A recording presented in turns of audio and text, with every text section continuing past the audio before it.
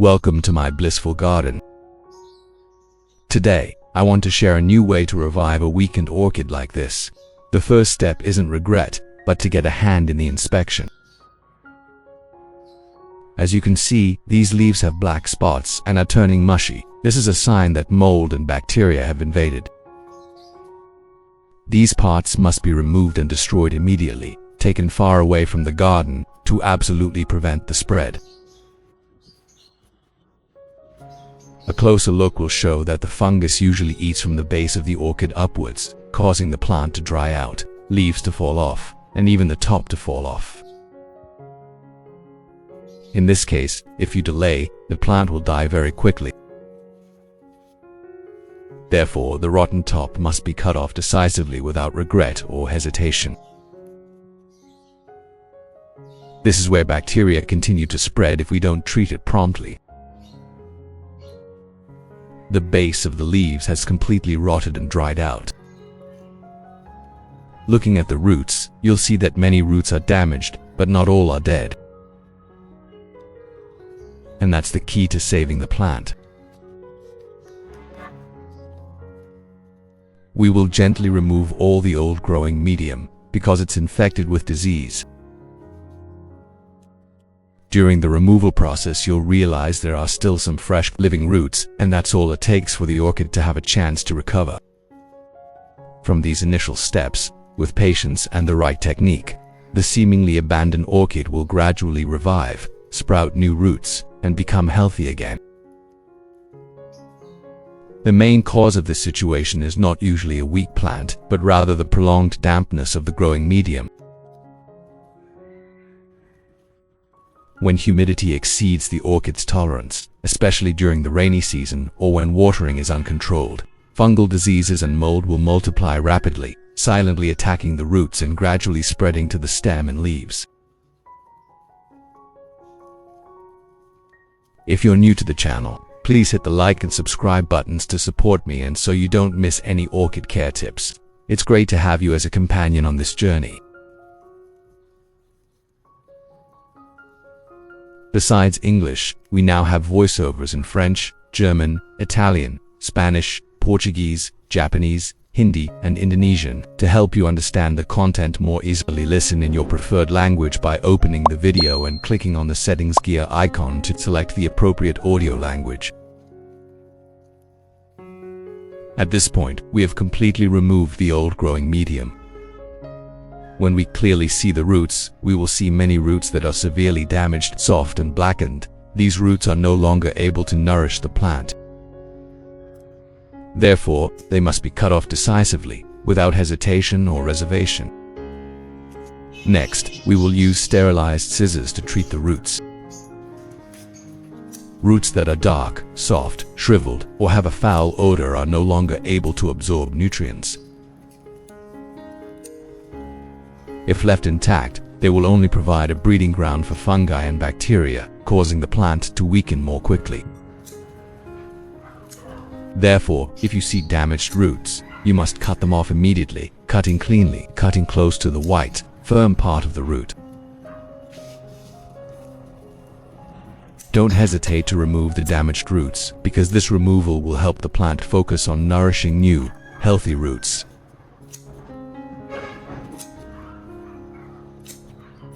Cutting the roots doesn't weaken the plant, but rather frees it from pathogens. Doing this step well will greatly increase the orchid's chances of recovery. And now, I will guide you on how to treat the roots after cutting to prevent them from becoming infected again. Remember to keep watching. We will also cut off this dried flower stalk so that the roots can focus on nourishing the plant, helping it to quickly produce new roots. Please pay close attention. Wherever you cut, you must see fresh, green tissue. Only then will the plant be safe and there will be no risk of disease spreading back.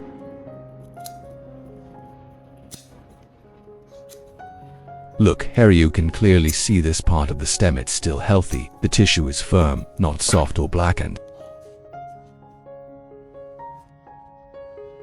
And most importantly, a new shoot is emerging right here. This shows that the plant is not dead. It's just waiting for us to intervene correctly to regain its vitality. Next, we will thoroughly clean the entire orchid with clean water. This step may seem simple, but it's extremely important as it determines whether the plant will continue to be infected.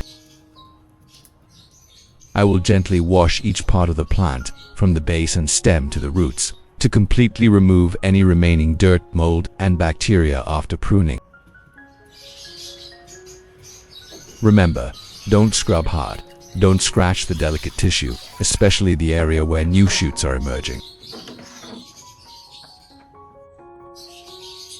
After washing, you will see that the plant is completely clean, and the stem and roots reveal the plant's true condition. Add 1 liter of filtered water to the container. Next, I will add a crucial ingredient to this solution. This is the part that helps kill bacteria, prevent fungus, and stimulate the plant to regain its vitality. Next, I will use baking soda, a very familiar but extremely effective ingredient in saving and nurturing orchids. Baking soda has very strong antibacterial and antifungal properties, especially effective for orchids with root rot, blackening of the stem, and long-standing mold. I take exactly 1 teaspoon of baking soda and add it to the prepared solution. Use only the correct dosage, not more, because the goal of this step is to clean, protect, and activate the plant, not to shock it. Next, we prepare a clean container, and now I will place the entire orchid inside.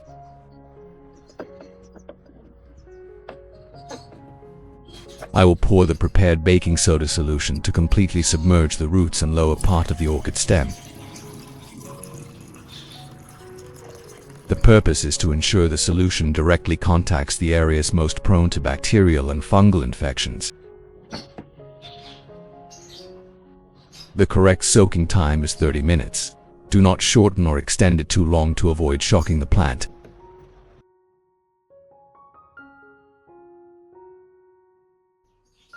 After soaking for 30 minutes, I will remove the orchid from the solution. Please note, don't plant it immediately. The next step is extremely important. I will use a soft cotton pad, lightly dampened with clean water, to wipe the entire orchid again. This final wiping completely removes any remaining fungal spores and bacteria, while also ensuring the orchid is clean and ready for recovery. After wiping, place the plant in a clean, airy place to rest. At this point, I will use pure cinnamon powder, a very strong, safe, and extremely effective natural disinfectant for orchids. I use a small brush or a dry cotton ball, lightly dab the cinnamon powder, and apply it directly to all the wounds on the orchid. Root cuts, flower stalk cuts, areas previously affected by rot, fungus, or bacteria. The next step is absolutely crucial and cannot be skipped, as it determines whether the orchid will be reinfected with fungus or bacteria. The cinnamon powder will help seal the wound, prevent bacteria from re-entering, and help the plant heal faster. After disinfecting, do not plant immediately. Place the plant in a dry, well-ventilated place to rest and stabilize, allowing the wounds to dry completely. Only when the cuts have dried and are safe should you proceed with replanting. Here, I used shredded pine bark, a porous, durable medium very suitable for orchids. At this point, we utilize the leftover baking soda solution. The purpose of this step is to disinfect and eliminate any remaining mold in the pine bark, to remove pathogens that cause root rot and stem rot after replanting. After rinsing, leave the growing medium soaked in the solution for about 1 hour.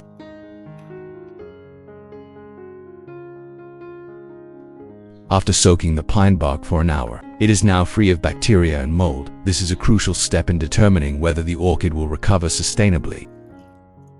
Now, remove all the pine bark, let the growing medium dry completely. Next, Once all the cuts on the orchid have been disinfected and completely dried, this is the safest time to replant. Replanting too early while the wounds are still wet greatly increases the risk of fungal infection. Many people lose their plants because they skip this step. Prepare a pot with plenty of drainage holes and well-ventilated sides to allow for good oxygen circulation, helping the roots breathe and develop strongly later on. Now place a layer of disinfected pine bark chips at the bottom of the pot. Next, place the orchid in the correct position, keeping the stem straight and avoiding pressing the roots too deeply. Then gently fill the pot around the roots, packing lightly to ensure the roots are firmly anchored but still allow for good aeration. Once enough substrate is added, gently tap the sides of the pot to allow the pine bark chips to fall into the root crevices. Absolutely do not compress the soil. Orchid roots need air to survive. This completes the proper technique for replanting the orchid. After planting, we cover the rim of the pot with a thin layer of dried moss. Only cover enough. Don't compact it so the roots can still breathe well. This moss isn't for decoration. Its role is to maintain stable moisture levels around the roots, preventing the young roots from drying out and promoting faster, more even root growth in the initial days. Please note, the moss and pine bark have been thoroughly sterilized before use, so they are very safe for the plant and won't bring back fungal diseases. Doing it correctly from the start will lead to a faster, healthier plant and very noticeable new growth later on. We will prepare a pot with drainage holes to ensure good oxygen circulation and easy root respiration. Then, cover the pot and secure it with clips on both sides. This protects against strong winds, prevents insects from entering, and limits mold growth during the plant's weak stage. We only begin watering and caring for the plant after 3 days. Do not water for the first 3 days to allow the roots to stabilize, preventing rot and infection. Here I'm using coffee grounds, a very familiar kitchen ingredient, but incredibly valuable for orchids if used correctly. Remember to pay close attention because this step determines the root strength and longevity of the plant later on. Coffee grounds stimulate root growth, improve the microbial balance in the growing medium, and support stronger plant recovery. Add 1 teaspoon of coffee grounds, just the right amount. Don't overuse. Then pour in 500 milliliters of boiling water. The purpose is to extract nutrients and remove harmful impurities. Follow me step by step. In the next section, I will explain how to use it so that the orchid is not shocked and achieves the best results. Stir well to ensure the nutrients dissolve completely in the water. Next, seal the container tightly, and you can cover it further to prevent dust and insects from entering. Let it steep for about 1 hour. Then place the container in a shady place.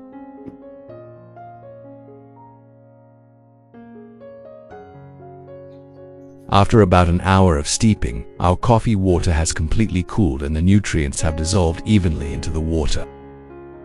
At this point, gently stir again to distribute the nutrients evenly and prevent settling at the bottom. Next, filter out all the grounds and sediment. If sediment is left in the water when watering, it can easily clog the orchid root's respiratory pores, causing root rot, stunted growth, and even root decay. Thus, we have obtained the complete coffee solution, ready to use for proper orchid care, helping the plants absorb nutrients well and grow sustainably.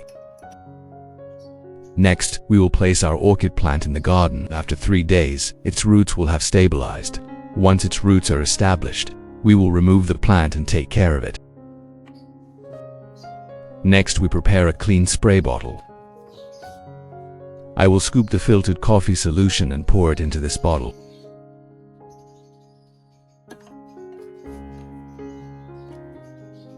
The first method of use is to lightly mist the base of the orchid, aiming to maintain moisture and provide nutrients gradually, allowing the plant to absorb them safely without shocking the roots. With this solution, using it only twice a month is sufficient. Overuse is not recommended. On normal days, after about 5 days, you only need to water and mist with clean filtered water to maintain stable moisture levels and promote even growth. The second method, more effective when the plant needs recovery or strong growth, is to water directly at the base. Water evenly to the roots and growing medium, allowing nutrients to be absorbed from the roots to nourish the leaves and stem, helping the plant grow strong and healthy from within. After watering, soak the pot for about 20 minutes to allow the orchid roots to absorb the necessary nutrients.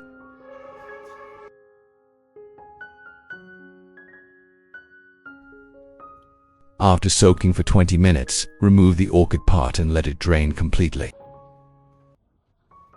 Next, place the plants back in the garden, secure the pot properly, and cover it carefully. Under these conditions, the roots will recover quickly, new leaves will grow rapidly, and the plant will focus on nourishing the stem and preparing for the next growth stage.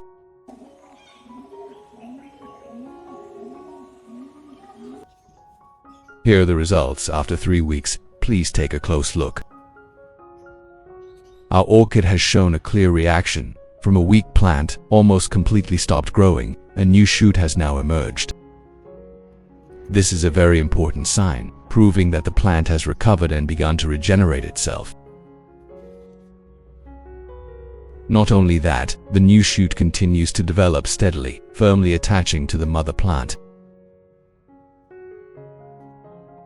Now, let's carefully examine the roots.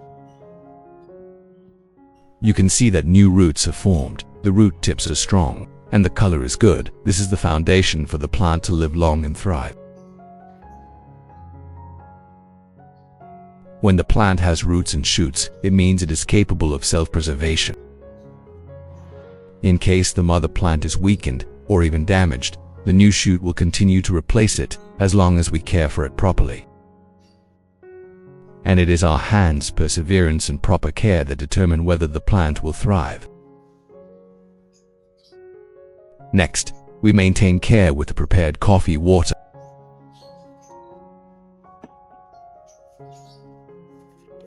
Pour this solution into a spray bottle and mist evenly onto the leaves, roots, and the entire growing medium.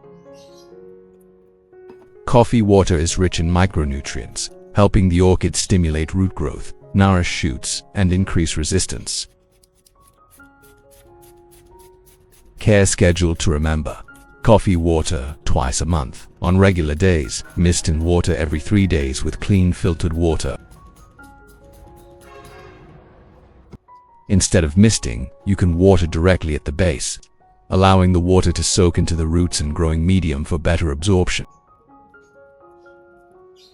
After watering, soak the pot for about 20 minutes, then remove the plant to drain.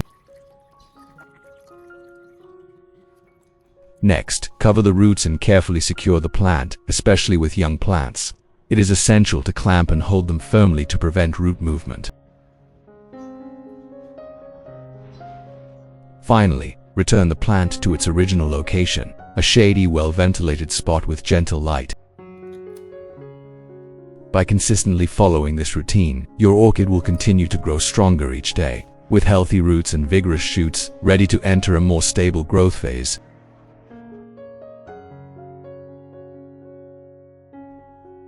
After exactly 1 month, our orchid has entered a completely different phase, vigorous, noticeable, and very stable growth. Now let's check the entire plant. The root system has expanded significantly, with roots growing profusely. Strong, vibrant green. This is a sign that the orchid is absorbing nutrients extremely well. The leaves are clearly developing. The plant is taller and healthier. The leaves are thick, lush green, and show no signs of weakness. What you are seeing is not accidental, but the result of proper care, sufficient nutrients, and the perseverance and dedication put into the orchid. When the roots are healthy and the leaves are strong, the plant will naturally function and grow very quickly. In just a short time, our orchid has formed a new, extremely high-quality root system. With roots and leaves, flowering is only a matter of time. If you maintain proper care, the vibrant flowering season will come sooner than you think. What do you think of this orchid care method? Don't hesitate to leave a comment and share your thoughts. I really want to hear your feedback and experiences. Every share from you is a valuable source of motivation that helps us learn and love plants more every day.